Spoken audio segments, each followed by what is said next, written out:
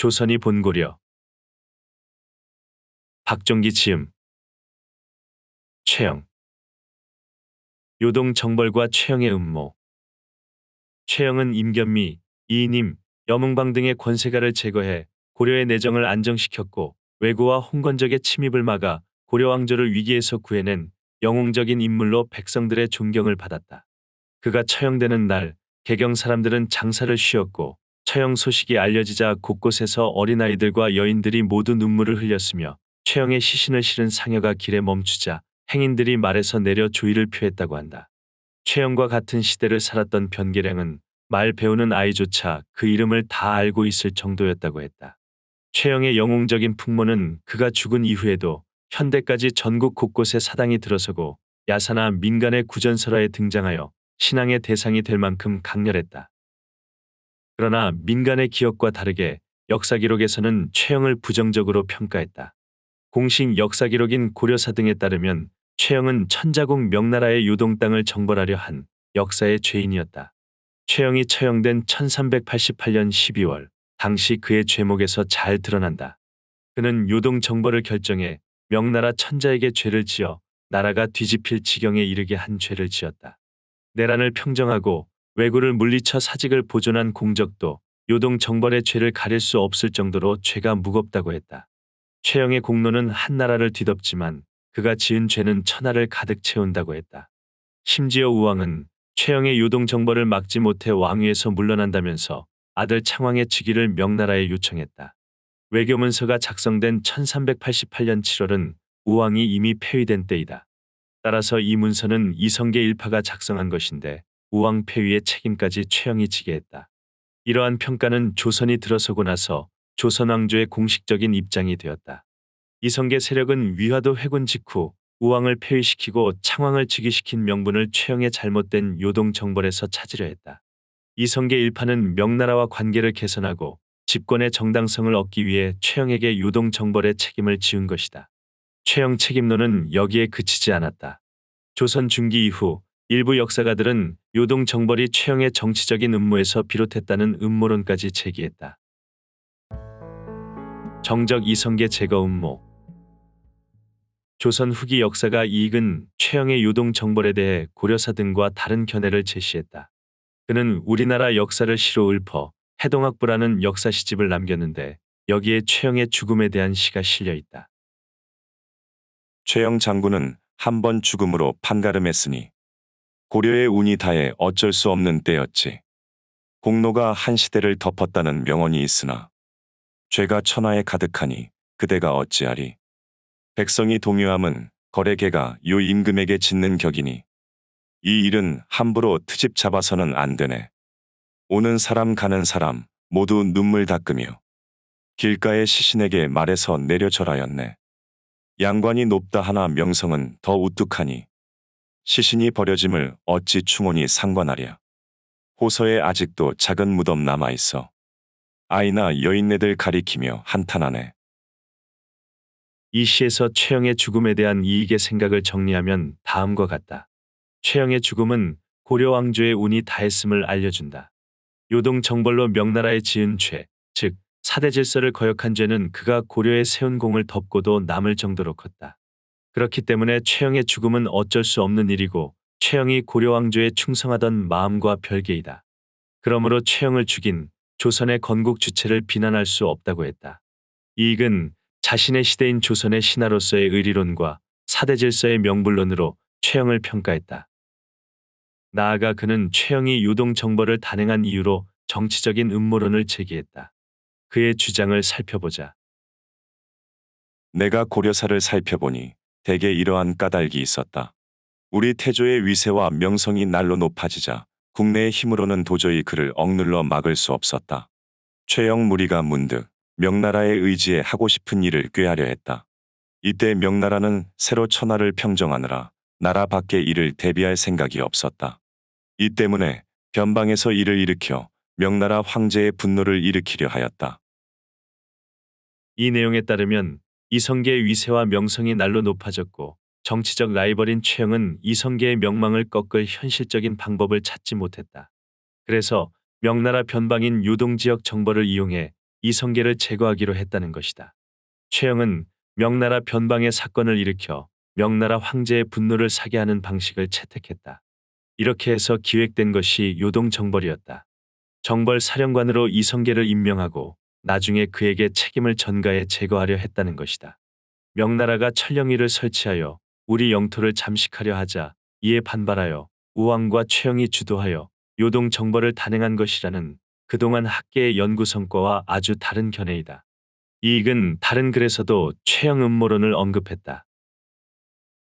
북원과 관계를 단절하고 오직 명나라만을 생각한 사람은 최영이다. 이이님이 귀양을 가게 되었을 때 최영은 이이님이 사대하기로 결정하고 나라를 진정시킨 공로는 그의 허물을 덮을 수 있다. 라고 했다.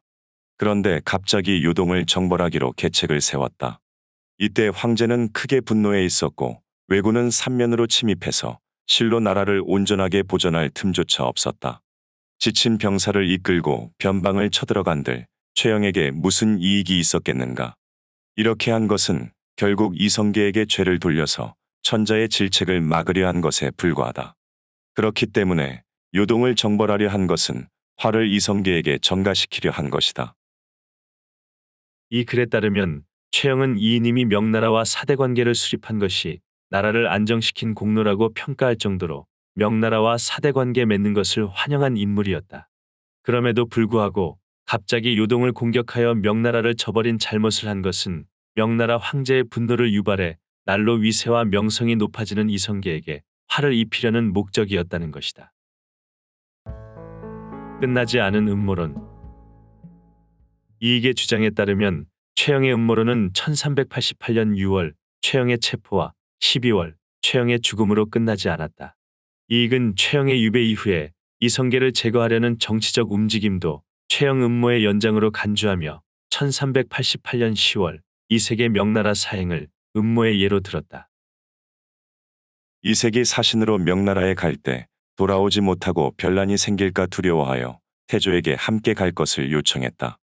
태조는 내가 그대와 함께 사신으로 가면 나란 일은 누가 맡겠는가 하면서 아들 태종을 서장관으로 삼게 했다. 이색이 돌아와서 황제는 주관이 없는 사람이다. 황제가 반드시 이것을 물을 것이다라고 생각했는데 황제가 묻지 않았다. 또 황제가 묻는 것은 모두 내가 생각하지 않은 것이었다. 라고 했다. 지금까지 전해지는 말에 따르면 이색이 황제에게 고려를 정벌할 것을 요청했는데 황제가 들어주지 않았다고 한다. 이에 근거할 때 이색과 같은 사람들의 생각을 짐작할 수 있다. 이 글에 따르면 이색이 명나라의 사신으로 가서 명나라 황제에게 고려를 정벌해달라고 요청했는데 바로 이성계를 제거하려 했던 최영 계획의 일환이었다는 것이다. 이익은 최영의 죽음 이후 1390년 5월 윤희와 이초 사건도 최영 음모의 또 다른 연장으로 보았다. 윤희와 이초 등이 명나라 황제에게 이성계가 왕씨가 아닌 자기 인척인 공양왕을 왕위에 앉히고 그에 반대한 이색 등의 고위 관료들을 살해하거나 유배시키고 명나라를 공격하려 한다고 무고한 사건이다. 윤희와 이초는 명나라 황제에게 이성계 일파를 제거해달라며 명나라 군대의 파견을 요청했다. 이 사건은 곧 사실이 아닌 것으로 밝혀져 없던 일이 되었지만 이 사건을 계기로 이성계를 비롯한 개혁파들이 반대파를 제거하고 전국의 주도권을 장악하게 되었다. 그러나 이익은 이 사건을 다른 시각에서 평가했다. 명나라 천자가 군사 출병을 꺼리지 않았거나 사신으로 간 조반 등이 윤희와 이초의 무고를 힘을 다해 따져서 밝히지 않았다면 천자의 군대가 출병했을지도 모르는 것이다. 이때 이 사건에 연루된 김종현은 도망가고 윤유리는 자결했으니 실제로 이러한 일이 있었던 것이다.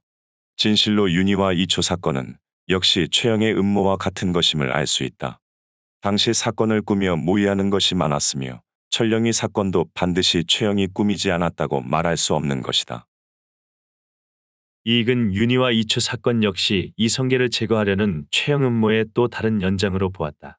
심지어 천령이 사건도 최영이 조작한 것이 꼭 아니라고는 말할 수 없다고 했다. 이익은 윤희와 이초 사건으로 미루어 보아 최영의 요동 정벌은 이성계를 제거하기 위한 음모가 맞다고 했다. 음모론의 시작과 계승. 최영의 요동 정벌 음모론은 이익이 처음 제기한 것이 아니다. 조선 중기 심광세가 처음으로 제기했다. 이익은 심광세의 주장을 수용한 것이다. 심광세의 최영 음모론은 그의 문집 휴홍집에 실려 있다. 내가 선배와 스승으로부터 여러 비사를 들었다. 당시 우리 태조의 공명이 날로 높아가고 또 이씨가 왕이 된다는 얘기도 있었다. 최영은 이를 꺼렸으나 죄를 줄 만한 구실이 없었다. 그래서 요동을 치게 하여 명나라의 죄를 짓도록 만든 뒤에 그것을 핑계로 제거하려고 계획을 만들어냈다고 한다. 이는 큰 잘못이다. 어찌 나라를 비우고 군대를 동원할 수 있겠는가? 남을 위태롭게 하면서 자신을 편안하게 하려다 도리어 화를 입었으니 한 몸을 보존하지 못한 어리석은 사람이 아닌가?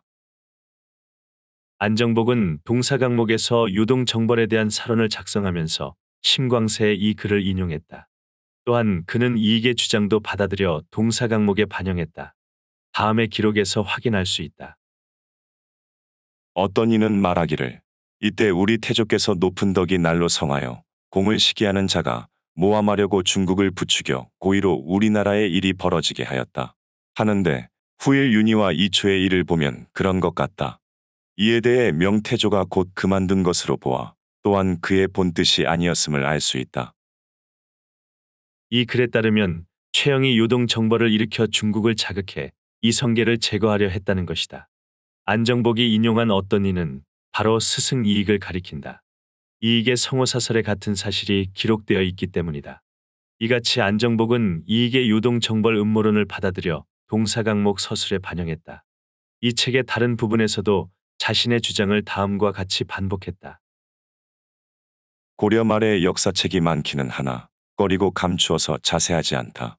사건에 나타난 것을 가지고 말하면 최영이 요동을 정벌한 것이나 이색이 창왕에게 명나라 황제를 친히 아련할 것을 독촉한 것은 그만둘 수 없었던 것인가. 뒤에 윤희와 이초의 사건도 매우 의심스럽다. 윤희는 윤유린의 사촌 동생이다. 이때 김종현은 도망가고 윤유린은 자살한 것으로 보아 실제로 이런 일이 있었음을 알 수 있다. 당시 태조가 위세와 명예가 날로 번성해 나라의 힘으로는 억제하지 못해 그를 얽어 모의하는 일이 많았다. 슬프다. 천명이 이성계에게 돌아갔는데 어찌하랴. 안정복은 고려말 기록은 감추어진 사실이 많아 자세한 내용을 알 수 없는 경우가 많다고 했다. 그 가운데에서도 최영의 요동 정벌, 이색이 창왕에게 명나라 내방을 요청한 사실, 윤희와 이초 사건은 당시 날로 높아지는 이성계의 권위와 명망을 나라가 통제할 수 없어 공작한 일이라 했다. 역시 이익의 견해를 그대로 수용했다. 역사가가 자신이 사는 시대의 제약을 벗어나 역사를 객관적으로 평가하는 일은 참으로 어려운 일이다. 이익은 조선 사람으로서 조선 건국의 필연성과 건국자 이성계 중심의 의리론 관점에서 최영의 요동 정벌을 평가했다. 또한 화이론에 근거한 사대 명불론의 관점에서 요동 정벌의 부당성을 지적하는 등 자기 시대의 제약과 한계 속에서 최영을 평가했다. 시대의 제약을 뛰어넘는 역사 서술과 평가는 불가능한 것일까? 최영의 요동 정벌 음모론은 자기 시대와 왕조의 입장에 깊이 발을 딛고 있어 이러한 의문을 제기해본다. 당대의 제약과 한계를 직시하고 그 속에서 새로운 역사 서술과 평가를 시도하는 일이 도리어 역사학의 발전에 자극을 줄 수 있기 때문이다.